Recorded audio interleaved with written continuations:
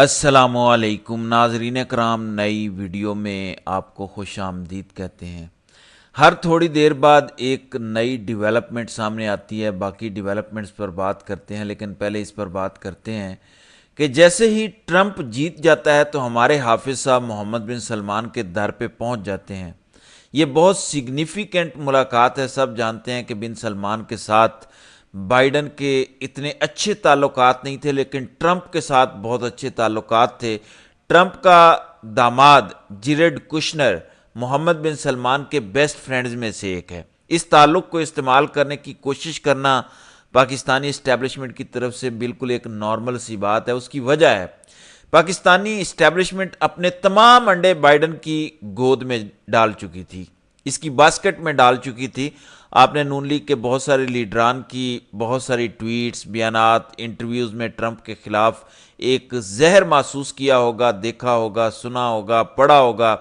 Establishment نے اتنا یقین کیا ہوا تھا کہ ٹرمپ کبھی نہیں آئے گا، جتنا ان کو یقین تھا کہ ہم عمران خان کو کبھی نہیں آنے دیں گے۔ ٹرمپ تو واپس آ گیا ہے، پاکستان امریکی اسٹیبلشمنٹ کو بھی یقین تھا کہ ٹرمپ کبھی واپس نہیں آئے گا، ہم نے اسے ڈن اینڈ ڈسٹڈ کر دیا ہے، ریڈ لائن لگا دی ہے۔ اور پاکستانی اسٹیبلشمنٹ کو بھی یہ یقین ہے کہ عمران خان کبھی واپس نہیں آئے گا، ہم نے اس پہ سرخ لکیر لگا دی ہے، بلکہ نہ صرف سرخ لکیر لگائی ہے بلکہ ہم نے اس کو لاک اپ میں بند کر کے اس کی چابی سمندر برد کر دی ہے، وہاں سے وہ نکل ہی نہیں سکتا۔ ٹرمپ کو سزا دی گئی، اس کے باوجود ایک عظیم جج نے یہ فیصلہ کیا کہ ٹرمپ کا حق ہے کہ وہ الیکشن لڑے۔ یہ ہے جمہوریت کی خوبصورتی اور نظام انصاف۔ اگر قاضی ایسا چاہتا تو بلے کا نشان نہ لیتا، بلے کا نشان اگر واپس نہ لیا جاتا تو پی ٹی آئی کی سیٹیں چھیننا بھی مشکل ہوتا اور مخصوص نشستوں کا بھی مسئلہ پیدا نہ ہوتا، نہ یہ آئینی ترمیم ہوتی اور نہ آگے معاملات خراب ہوتے۔ تو قاضی فائز عیسیٰ نے وہ کام کیا جو امریکن جج نے کرنے سے انکار کیا تھا کہ ٹرمپ کا حق ہے الیکشن لڑنا، وہ الیکشن لڑے گا۔ عوام کا حق ہم چھین نہیں سکتے۔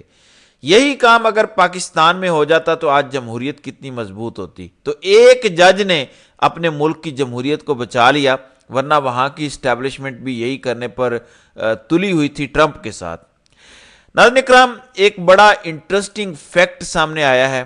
اگر ہم امریکن سیاست کا جائزہ لیں تو ڈیموکریٹس نے پچھلے 20 سالوں میں کتنے ووٹ لیے ہیں؟ جان کیری نے 59 ملین ووٹ لیے، اوباما نے 69.5 ملین ووٹ لیے، سیکنڈ ٹرم میں اوباما کو 65.9 ملین ووٹ ملے، کم ہو گئے تھے اس کے ووٹ۔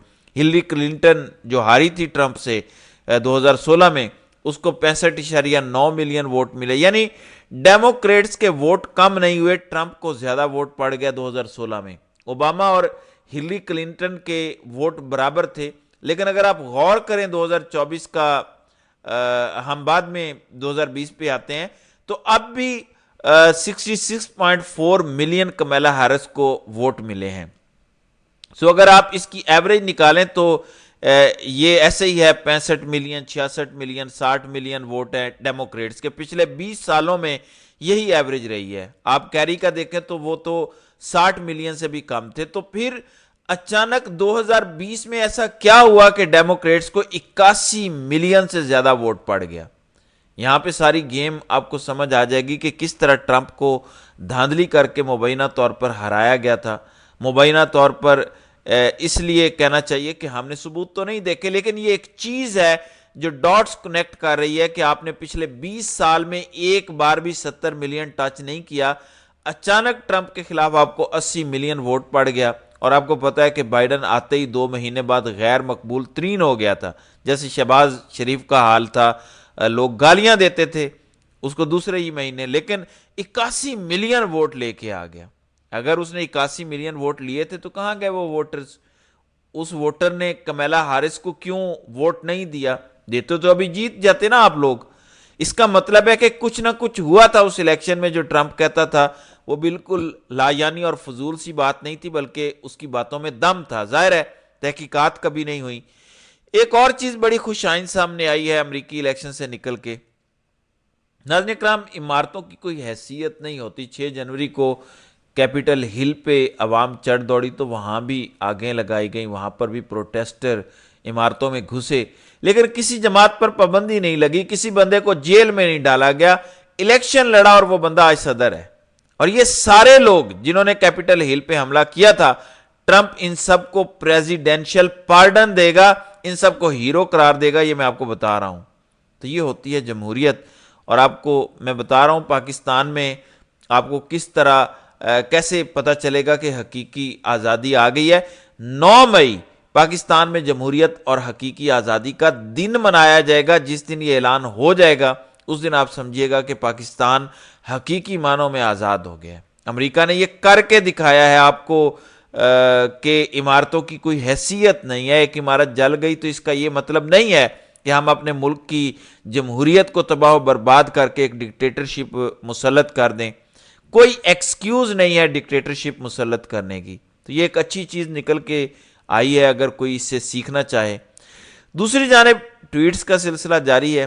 احسن اقبال نے ٹویٹ کیا تھا جب کیپٹل ہل پر حملہ ہوا تھا، تو اس نے کہا کہ ٹرمپ کے فالورز نے غلط کیا، جمہوریت کو نقصان پہنچایا، آگ لگائی، توڑ پھوڑ کی، ظلم کیا، یہ کیا وہ کیا، ان کو سزائیں ملنی چاہیے۔ اب جب ٹرمپ ان کو پارڈن کر رہا ہوگا اور ایک طرف ان کی یہ ٹویٹس، ان کے یہ بیانات پاکستانی ڈایاپورا ٹرمپ کو ساتھ بٹھا کے دکھا رہا ہوگا تو کیسا فیل ہوگا؟ کہ آپ کو پتہ ہے کہ ٹرمپ کو پوری طرح سے بریف کیا جا چکا ہے عمران خان کی صورتحال کے حوالے سے آج سے چند ہفتے پہلے، اور ٹرمپ نے آگے سے ممکنہ طور پر یہ جواب دیا ہوگا کہ وہ اچھی طرح جانتا ہے، کیونکہ جو بائیڈن کی حکومت نے اسٹیبلشمنٹ کے ساتھ مل کر جو ٹرمپ کے ساتھ کیا وہ ٹرمپ پہ گزر چکا ہے۔ تو وہ جو کہتے ہیں نا جس تن لاگے وہی جانے، تو ٹرمپ یہ مار کھا چکا ہے اسٹیبلشمنٹ سے، اسے پتہ ہے عمران خان کو اسٹیبلشمنٹ مار رہی ہے، تو کیا وہ سمجھے گا نہیں اس سچویشن کو؟ وہ پوری طرح سے اس سچویشن کو سمجھتا ہے۔ اسی اسنا میں پاکستان کے لیے ایک بڑی اہم خبر ہے، سپریم کورٹ میں 2 اجلاس ہونے جا رہے ہیں۔ میں انہیں آخری امید نہیں کہنا چاہتا کیونکہ مجھے یحییٰ آفریدی سے ذرا بھی امید نہیں ہے۔ یحییٰ آفریدی نے ایک تو قاضی فائز صاحب کی لگائی رجسٹرار کو ریموو کر دیا ہے، سلیم نامی کوئی بندہ 19ویں گریڈ کا ایز اے رجسٹرار افسر آ رہا ہے۔ نمبر 2 جو 2 میٹنگز ہونی ہیں، ایک میٹنگ ہونی ہے انسداد دہشت گردی عدالتوں کے جج کی کارکردگی سمیت رپورٹ کرنے کا کہا ہے چیف جسٹس نے، یہ ابھی ہو رہی ہے، اور دوسری میٹنگ کل ہونی ہے، یہ ہونی ہے سپریم جوڈیشل کونسل کی میٹنگ۔ اب سپریم جوڈیشل کونسل میں جو اجلاس ہوگا اس کی صدارت چیف جسٹس کریں گے۔